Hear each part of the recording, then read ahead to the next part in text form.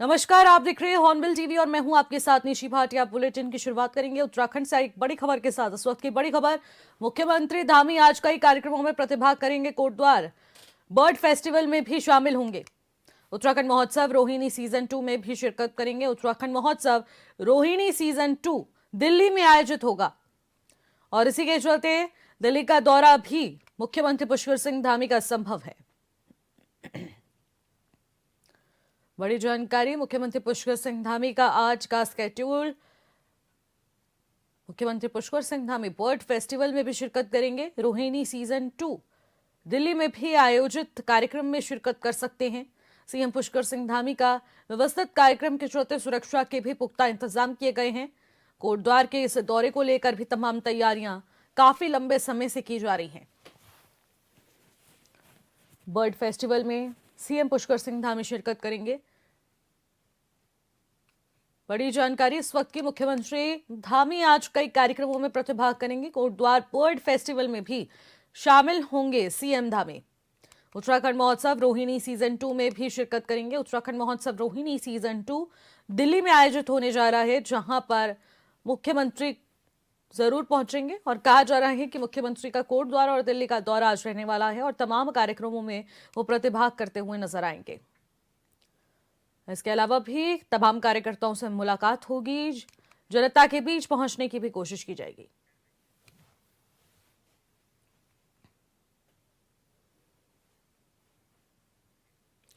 खबरों में आगे बढ़ेंगे। मुख्यमंत्री पुष्कर सिंह धामी ने पूर्व सीएम भगत सिंह कोश्यारी से शिष्टाचार भेंट की है और पद्म भूषण सम्मान के लिए चयन पर बधाई दी। ऐसे में सीएम धामी ने कहा कि जनसेवा और राष्ट्रनिष्ठा को सम्मान मिला है। इसके अलावा उन्होंने उत्तराखंड आंदोलन से संवैधानिक दायित्वों तक योगदान की सराहना की।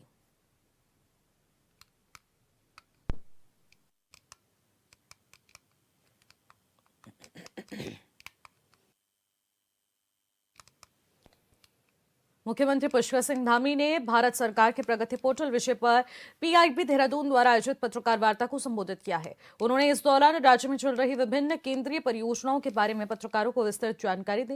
मुख्यमंत्री ने इस दौरान कहा कि 2014 के बाद से देश में इंफ्रास्ट्रक्चर, परिवहन, रेलवे, आईटी, स्वास्थ्य सेवा, हवाई सेवा की योजना तेजी से आगे बढ़ रही है। उन्होंने जानकारी देते हुए बताया कि मौजूदा समय में उत्तराखंड में 3.50 लाख करोड़ रुपए के कुल निवेश वाली 42 परियोजनाओं की निगरानी की जा रही है और इनमें से 1.22 लाख करोड़ रुपए के 15 हाई वैल्यू प्रोजेक्ट्स हैं, जिनको रिव्यू प्रगति पोर्टल के माध्यम से किया जा रहा है और ऐसे में प्रगति मैगजिम के जरिए भी इस पर नजर रखी जा रही है। इनमें अब तक 10 योजनाएं सफलतापूर्वक पूरी हो चुकी हैं और 32 परियोजनाओं पर अब तेजी से कार्य किया जा रहा है।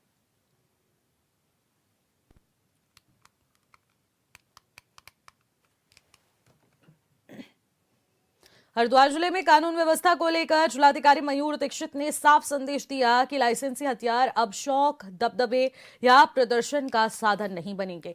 प्रशासन ने स्पष्ट किया कि हथियार केवल उसी उद्देश्य से रखे जाएंगे जिसके लिए लाइसेंस जारी हुआ है।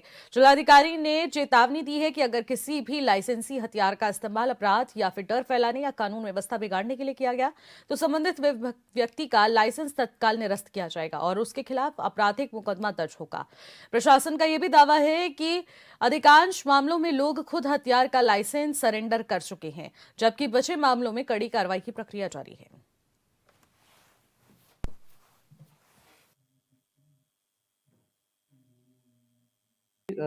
पर्सनल वेपन्स लोगों ने लाइसेंस के माध्यम से लिए हैं, उन सभी को डायरेक्शंस दिए गए हैं, चेतावनी दी गई है कि वो जिस प्रयोजन के लिए लिए गए हैं, सेल्फ डिफेंस आदि के लिए या फिर जिस भी तरीके से ले, उसका कोई भी ऐसा प्रदर्शन ना करें, लॉ एंड ऑर्डर को हाथ में ना लें।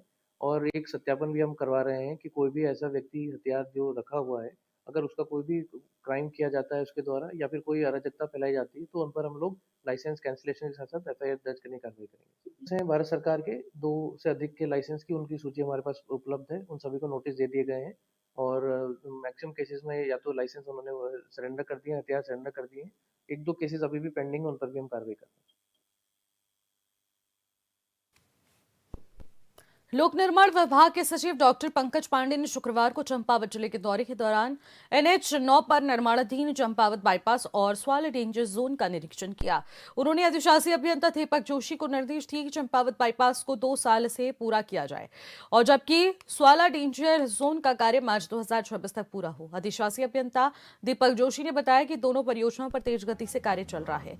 स्वाला डेंजर जोन में बरसात के दौरान बार बार बंद होने वाली समस्या का स्थायी समाधान किया जाए, जिससे चंपावत और पिथौरागढ़ जिले की जनता को राहत मिले। इसके अलावा सचिव पांडे ने लोहाघाट बाईपास के लिए नया प्रस्ताव तैयार करने के निर्देश दिए। उन्होंने टनकपुर पूर्णागिरी मंदिर तक राजमार्ग के सुदृढ़ीकरण कार्य का भी जायजा लिया और समयबद्धता और गुणवत्ता पर जोर दिया। उन्होंने ये भी कहा कि पर्वतीय क्षेत्रों में सुरक्षित और टिकाऊ सड़क नेटवर्क राज्य सरकार की प्राथमिकता है।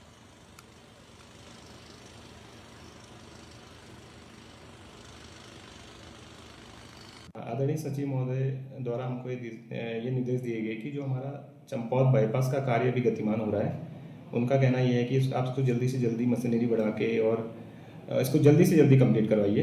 तो लगभग 2 साल का टाइम पीरियड इस कार्य के लिए है, तो उन्होंने कहा इसको 1.5 साल के अंदर आप कंप्लीट कराइए, जिसके लिए हमारे राष्ट्रीय राजमार्ग खंड लोहाघाट की टीम लगातार लगी हुई है। इसके अलावा सचिव महोदय द्वारा स्वाला में भी उपचार के कार्यों का निरीक्षण किया गया, जिसमें हिल साइड में और वैली साइड दोनों तरफ को उन्होंने निर्देश दिए कि इसको आप मार्च तक किसी भी हालत में कंप्लीट कराइए और हमारी टीम इसके लिए लगी हुई है। और अल्टरनेट ऑप्शन स्वाला के लिए उन्होंने कहा कि एक्सप्लोर कर लीजिए अगर हो सकते हैं तो। हमारी जो NH राष्ट्रीय राजमार्ग खंड की टीम है काम कर रही है इसमें। वहीं इसी खबर पर ज्यादा जानकारी के साथ हमारे संवाददाता लक्ष्मण पिष्ट इस वक्त फोनलाइन के जरिए जुड़ रहे हैं। लक्ष्मण, सचिव लोक निर्माण पंकज पांडे के द्वारा चंपावत का दौरा किया गया, स्वाला डेंजर जोन और बाईपास का निरीक्षण किया। आखिरकार निर्माणाधीन कार्य किस प्रगति के साथ है? इसी में बताना चाहूंगा, जो लोक निर्माण डॉक्टर पंकज पांडे उनके द्वारा चंपावत का जो स्वाला डेंजर जोन है, जो बरसात में लोगों के लिए मुसीबत बना रहता है, जहाँ पे रोड लगातार बार बार बंद रहती है, तो उसका आजकल ट्रीटमेंट का कार्य चल रहा है। तो सचिव पांडे ने जो वहाँ निरीक्षण किया और अधिकारियों को मार्च 2026 तक इसे पूर्ण करने के निर्देश दिए हैं। और इसके अलावा जो चंपावत नगर से जो बाईपास बन रहा है उसका भी निर्माण कार्य चल रहा है, तो उसका भी निरीक्षण किया और उसको भी जो है 2 वर्ष में पूर्ण करने के निर्देश जो है NH के अधिकारियों को उनके द्वारा दिए गए हैं। जी बिल्कुल, चंपावत बाईपास का कार्य अभी फिलहाल कहां तक पहुंच रहा है और किस गुणवत्ता के साथ कार्य चल रहा है?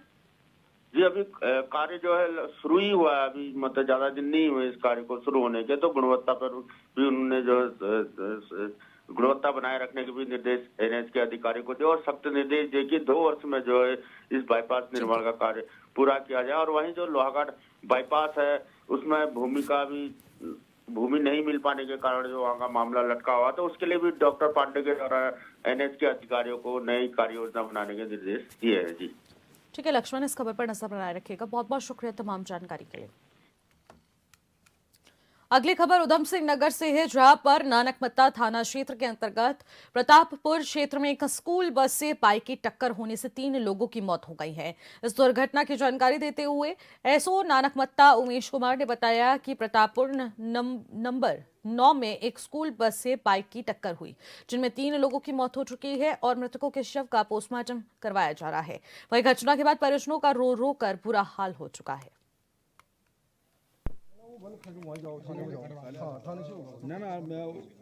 थोड़ी देर पहले थाने पर सूचना प्राप्त हुई थी कि प्रतापपुर नंबर 9 में एक स्कूल बस से और एक मोटरसाइकिल का एक्सीडेंट हुआ है, जिसमें प्रतापपुर के रहने वाले 3 युवकों की मौत हो गई है। तो इस सूचना पर हम लोग यहाँ सरकारी हॉस्पिटल खंडीगढ़ में आए हैं। तो यहाँ पर डॉक्टरों से बातचीत के बाद हमको पता चला है कि भाई तीनों ही लोग मृत हो गए हैं। इसमें रिपोर्ट अभी प्राप्त नहीं हुई है, रिपोर्ट प्राप्त होने के बाद अग्रिम कानूनी कार्रवाई की जाएगी। जी पहले 3 लोग आए थे, जिसमें तीनों की मृत्यु अवस्था में ही लाए गए थे, जिनमें एक की उम्र लगभग 22 और बाकी दूसरे की 24 और 34 साल है। जब उनको लाया गया वो मृत अवस्था में थे। अभी हमने पुलिस को सूचना दे दी है आगे की कार्रवाई। 2 का नाम राजेश था और 1 का नाम देवेंद्र था। और इसी खबर पर ज्यादा जानकारी के साथ अनुज कुमार हमारे संवाददाता सीधे हमारे साथ फोन लाइन के जरिए जुड़ चुके हैं। अनुज, जानना चाहूंगी कि सड़क हादसे में 3 लोगों की जान जा चुकी है और आखिरकार ये पूरा प्रकरण किस तरीके से घटित हुआ, इतनी बड़ी दुर्घटना कैसे घटी? आपको बताना चाहूंगा, जो ये हादसा हुआ है ये कल देर शाम की घटना है और इसमें एक स्कूल बस जो कि लौट रही थी उससे ये बाइक का टक्कर हुई जिसमें 3 लोग सवार थे और इसकी वजह ये माना जा रहा है कि एक तो यातायात के नियमों का जो बिल्कुल उपेक्षा की जाती है कभी कभार लोगों के द्वारा, वो भी इसमें एक कारण निकल के आ रहा है कि एक ही वाहन पे 3 लोग सवार थे और ये दुर्घटना जो हुई है इससे फिलहाल क्षेत्र में शोक की लहर फैली हुई है और लोग इस बात को लेके भी चर्चा कर रहे हैं कि हाँ, यातायात के नियमों का पालन करना बहुत आवश्यक है। एक पहलू इस घटना से ये भी उभर के आया है। बिल्कुल अनुज, और इसी के साथ पुलिस की ओर से क्या कुछ प्रतिक्रिया सामने आई है, क्या कुछ इस पूरे प्रकरण पर एक्शन लिया जाएगा? जी देखिए, इसमें एक्शन का तो यह है कि जो तीनों जो बाइक सवार थे उनका तीनों की ही मौत हो गई है मौके पे। अब ऐसे में तो पुलिस के द्वारा पहले उनके शवों को अपने कब्जे में लेके पोस्टमार्टम करा के उनकी फैमिली को सौंपा गया है और जो आगे की कार्रवाई है वो ये तो यथाचित की जा रही है और इसमें कोई वैसा प्रकरण तो बनता नहीं है कि कोई अभियुक्त जिसको बचा होता। इसमें भी मामले की जांच की जा रही है कि किसकी वजह से हुई थी, आसपास के सीसीटीवी। बिल्कुल अनुज, इस खबर पर नजर बनाए रखिएगा। बहुत बहुत शुक्रिया तमाम जानकारी के लिए। शिक्षा हर किसी का मूल अधिकार है, ये बात मैं, आप और सरकार अच्छे से जानती है, लेकिन क्या सरकार इस ओर ध्यान दे रही है कि अगर ध्यान दिया जाता तो यूं ही छात्रों के भविष्य के साथ खिलवाड़ नहीं होता।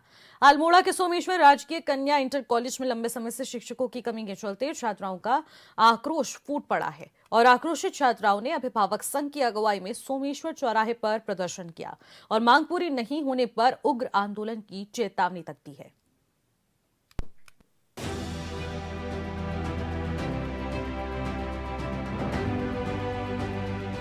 उत्तराखंड में 2017 से ही बीजेपी की सरकार है, जिसका दावा है कि सरकार का हर विभाग पूर्ण सजगता के साथ कार्य कर रहा है। खासकर शिक्षा और रोजगार के साथ ही प्रदेश के विकास को लेकर सरकार ज्यादा गंभीर है। हाल ही में प्रदेश के मुखिया पुष्कर सिंह धामी ने इस बात का जिक्र किया कि उत्तराखंड पहला ऐसा राज्य है जहां विभिन्न सरकारी पदों पर 28,000 नियुक्तियां हुई है। हैरानगी की बात तो ये है कि 1.25 करोड़ की आबादी वाले प्रदेश में 4 सालों में जाकर 28,000 पदों पर नियुक्तियां हुई है, जिसको सरकार अपनी उपलब्धि बता रही है। भर्ती की प्रक्रियाएं संपन्न हो गई हैं। गरीब माता पिता के बेटे बेटियों को उनकी योग्यता, प्रतिभा और क्षमता के आधार पर जो हमारे योग्य हैं, होनहार हैं, जिन्होंने परिश्रम किया है, उन सभी को आज चयनित होने का अवसर मिला है कि आप सभी के नियुक्ति पत्रों को मिलाकर बीते 4.5 वर्षों में 28,000 से अभी तक हम लोग 27,000 कह रहे थे,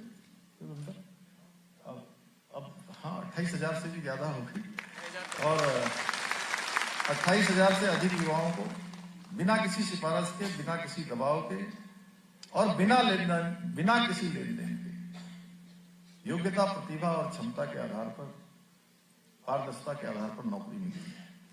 इसमें भी अभी जो 28,000 है, इस 28,000 में 2,000 और जोड़ने वाले हैं।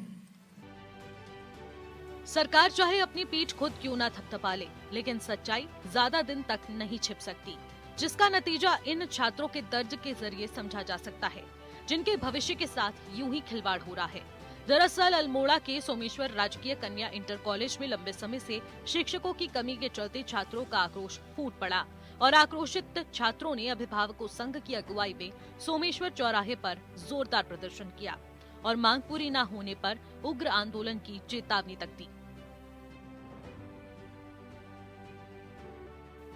इन हालातों पर अभिभावक और छात्रों ने बताया कि राजकीय बालिका इंटर कॉलेज में तैनात सहायक अध्यापक अंग्रेजी को नवंबर में गुजराड़ा देहरादून में अटैच कर दिया गया था और इससे अंग्रेजी विषय की पढ़ाई ठप पड़ी हुई है, जिससे स्कूल में पढ़ाई कर रही 188 छात्राओं का भविष्य अधर पर लटका है। हैरानगी तो इस बात पर होती है कि जब सरकार शिक्षा को महत्व देने की बात करती है तो दूसरी तरफ सरकार ही शिक्षा का मजाक बना रही है। राजकीय कन्या इंटर कॉलेज में पढ़ रही छात्राओं के साथ भी कुछ यूं ही देखने को मिल रहा है। दूसरी तरफ बीजेपी सरकार के प्रवक्ता का कहना है कि सरकार इस समस्या का जल्द से जल्द समाधान करेगी और लापरवाही बरतने वालों पर कार्रवाई की जाएगी। लेकिन वाकई में सरकार इस विषय को लेकर बेहद गंभीर है और छात्रों के भविष्य के साथ किसी भी प्रकार का खिलवाड़ बर्दाश्त नहीं किया जाएगा। देखिए, ऐसा नहीं है कि कहीं पर अगर टीचर नहीं है तो वहाँ टीचर नहीं भेजे जाएंगे। बिल्कुल वहाँ अध्यापक भेजे जाएंगे और हमारे उन छात्रों की बात सरकार के पास आ चुकी है और मुझे लगता है कि बहुत जल्दी माननीय मंत्री जी इसका संज्ञान भी लेंगे और अगर कहीं पर किसी तरीके की कोई इस तरह की दिक्कत परेशानी आती है तो सरकार उसका स्वयं संज्ञान भी लेने का काम करती है। और टीचरों की इतनी भर्तियां, इतनी वैकेंसियां हमारी चल रही हैं क्योंकि अभी कल ही हजारों की तादाद में जो है सभी लोगों को नियुक्ति पत्र दिए गए हैं। तो जाहिर सी बात है कि वहां पर टीचर भी पहुंचेंगे क्योंकि बच्चों के भविष्य का सवाल है और सरकार ने तो हमेशा शिक्षा को आगे रखा है और अध्यापकों की नियुक्ति वहां पर हो जाएगी। और क्योंकि सरकार अपनी तरफ से ये पूरी कोशिश करती है कि कोई भी विद्यालय ऐसा ना बचे जहां पर टीचर ना हो, क्योंकि अलग अलग विषय होते हैं और हर विषय पर टीचर होना आवश्यक है। तो इसीलिए ये सब नियुक्तियां हुई है। तो सरकार लगातार 28,000 से ऊपर इतनी नियुक्तियां निकाल चुकी है, उसमें हमारा शिक्षा विभाग भी सम्मिलित है। तो कहीं ना कहीं उन सब की मांगों को जो है सरकार पूरा करती भी चली आ रही है और आगे जो उनकी मांग है उसको भी पूरा करने का काम करेगी। प्रदेश के मुख्य विपक्षी दल कांग्रेस की ओर से भी प्रतिक्रिया सामने आई है, जिस पर कांग्रेस प्रवक्ता का कहना है कि सरकार चाहे लाख दावे कर ले, लेकिन ये सरकार नौकरी देने का नहीं बल्कि नौकरी बेचने का कारोबार कर रही है, जिसका परिणाम आम जन को भुगतना पड़ रहा है। शिक्षकों के पदों पर भर्ती हो रही है तो शिक्षकों की तैनाती आखिरकार क्यों नहीं? सरकार सिर्फ रोजगार देने के नाम पर जनता से मजाक कर रही है। एक और सरकार प्रदेश में शिक्षा की खराब स्थिति को मानने के लिए तैयार नहीं है, दूसरी ओर सोमेश्वर में छात्राओं को शिक्षकों की कमी के कारण परेशानियां उठानी पड़ रही हैं, उनको सड़क पर उतर के विरोध प्रदर्शन करना पड़ रहा है। और ये इस प्रदेश की शिक्षा व्यवस्था की असली तस्वीर है। स्कूलों में अगर बच्चे हैं तो वहाँ अध्यापक नहीं है, अगर अध्यापक हैं तो बच्चे नहीं है, अगर बच्चे हैं अध्यापक हैं तो वहाँ पर जो है स्कूल का भवन सही हालत में नहीं है, वो उनके लिए फर्नीचर नहीं है, शौचालय नहीं है। आखिर इस दुर्दशा का जिम्मेदार कौन है? कब उत्तराखंड के बच्चों को शिक्षकों की कमी से निजात मिलेगी? कब उनके भविष्य के साथ ये शिक्षा विभाग खिलवाड़ करना बंद करेगा? ये समझ से परे है। अगर हमारे बच्चे शिक्षा व्यवस्था की गड़बड़ी के कारण पिछड़ जाते हैं तो इसकी सारी जिम्मेदारी सरकार की है। और अगर छात्राओं को शिक्षकों की कमी के लिए आंदोलन करना पड़ रहा है तो आप समझ सकते हैं कि ये बीमारी कितनी गंभीर है। और प्रदेश की जनता अब ये सोच रही है कि इस व्यवस्था से कैसे निजात मिलेगी। बात सिर्फ यहाँ तक सीमित नहीं है। जब जब सरकार प्रदेश के विकास की बात करती है तब तब विपक्ष ने सरकार के खिलाफ आवाज उठाने का काम किया है, लेकिन सरकार के मंसूबे तब जाकर फेल साबित होते हैं जब शिक्षा और स्वास्थ्य जैसे मूलभूत सुविधाओं के लिए आमजन को आंदोलनरत होना पड़ता है। शर्म की बात तो ये है कि अब जिन छात्राओं को स्कूल में शिक्षा ग्रहण करनी चाहिए वो अपने हक के लिए सड़कों पर है।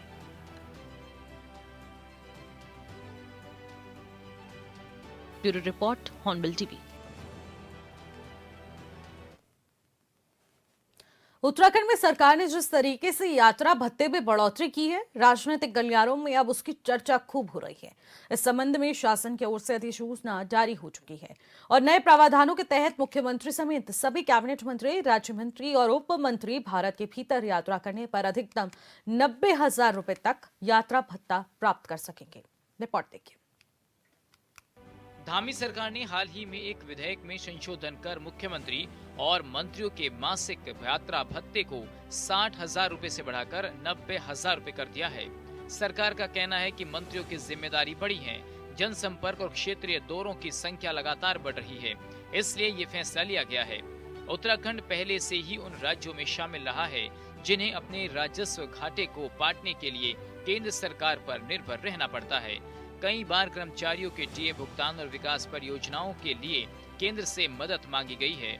वहीं सरकार खुद मानती है कि संसाधन सीमित हैं और खर्चों पर नियंत्रण जरूरी है। ऐसे में मुख्यमंत्री और मंत्रियों के यात्रा भत्ते में बढ़ोतरी का फैसला स्वाभाविक तौर पर सवालों के घेरे में आ गया है। जहां सत्ता पक्ष इसे प्रशासनिक आवश्यकता बता रहा है, तो वहीं विपक्ष इसे आम जनता की जेब पर बोझ और सत्ता का विशेष अधिकार करार दे रहा है। भाजपा प्रदेश प्रवक्ता कमलेश रमन ने भत्ते में बढ़ोतरी का बचाव करते हुए कहा कि मुख्यमंत्री और मंत्रियों को लगातार प्रदेश के अलग अलग क्षेत्रों में जाना पड़ता है, जनता से संवाद करना होता है और विकास कार्यों की समीक्षा भी करनी होती है। उन्होंने कहा कि पहले 60,000 रुपए का यात्रा भत्ता था, जिसे समय और जरूरत के हिसाब से बढ़ाकर 90,000 रुपए किया गया है और ये पूरी तरह से एक प्रशासनिक प्रक्रिया का हिस्सा है। देखिए, सरकार में हमारे मंत्री हों और या माननीय मुख्यमंत्री जी हों, उनकी आवाजाही बहुत ज़्यादा होती है, लोगों के बीच में उनका आना-जाना है और लोगों के साथ उनका संपर्क लगातार बनता है, तो मुझे लगता है कि पहले जो भत्ता दिया जाता था, उसमें जो बढ़ोतरी हुई है, कहीं न कहीं ये आगे जो हमारे मंत्री जाते हैं, जो अपने कार्य के कारण जाते हैं या किसी भी वक्तव्य के लिए पहुँचते हैं, तो कहीं न कहीं ये सारी चीज़ें जो है एक सरकार की प्रक्रिया है और ये समय-समय पर बढ़ता रहता है। चाहे मैं अगर सरकारी उसकी बात करूँ तो हर साल उनका भी बढ़ता है और कर्मचारियों का बढ़ता है, तमाम जब मज़दूरी बढ़ सकती है तो मुझे लगता है कि मंत्रियों का अगर भत्ता बढ़ा है, तो ये भी एक प्रक्रिया है और इस प्रक्रिया के तहत इस भत्ते को बढ़ाने का काम किया गया है। लोगों के बीच में मंत्रियों का आना-जाना लगातार बना रहता है, तो ये ठीक है। वहीं कांग्रेस प्रदेश प्रवक्ता शिषपाल सिंह बिष्ट ने सरकार पर तीखा हमला बोलते हुए कहा कि उत्तराखंड पहले ही आर्थिक संकट से गुजर रहा है। उन्होंने कहा कि कर्मचारियों की तनख्वाह और भत्तों के लिए सरकार को बार बार केंद्र सरकार का मुंह देखना पड़ रहा है। विकास कार्यों के लिए धन की कमी बताई जाती है और प्रदेश में बेरोजगार युवाओं की संख्या लगातार बढ़ रही है। ऐसे हालात में मुख्यमंत्री और मंत्रियों के वेतन भत्तों में बेतहाशा बढ़ोतरी करना सत्ता के अहंकार को दर्शाता है।